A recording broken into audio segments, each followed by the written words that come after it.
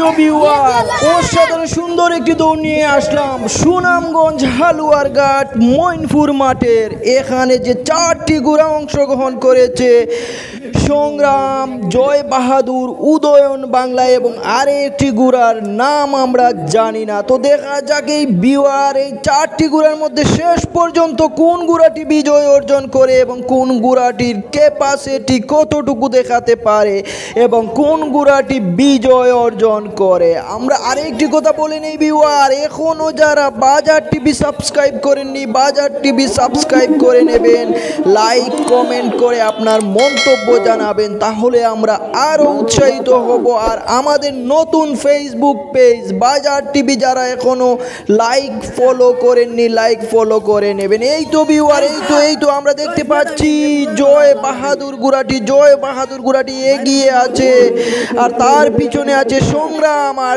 তার পিছনে আছে উদয়ন বাংলা। আর একটি ঘোড়ার নাম জানি না, এই ঘোড়াটি পিছনে পড়ে গেল। এখন আমরা দেখতে পাচ্ছি জয় বাহাদুর ঘোড়াটি এগিয়ে আছে, আর মধ্যখানে আছে সংগ্রাম, আর তার পিছনে আছে উদয়ন ঘোড়াটি। দেখা যাক এই 3টি ঘোড়ার মধ্যে শেষ পর্যন্ত কোন ঘোড়াটি বিজয় অর্জন করে। এখনো দেখতে পাচ্ছি জয় বাহাদুর ঘোড়াটি এগিয়ে আছে, সংগ্রাম আছে মধ্যখানে, উদয়ন বাংলা আছে তার পিছনে। দেখা যাক শেষ পর্যন্ত কি হয় এবং কোন ঘোড়াটি বিজয় অর্জন করে। এখনো আছে জয় বাহাদুর ঘোড়াটি এগিয়ে, সংগ্রাম আছে তার সাথে। দেখা যাক কি হয় এবং কোন ঘোড়াটি বিজয় অর্জন করে। আমরা এখনো দেখতে পাচ্ছি জয় বাহাদুর ঘোড়াটি এগিয়ে আছে, আর তার মধ্যখানে আছে সংগ্রাম, আর উদয়ন বাংলা আছে তার পিছনে।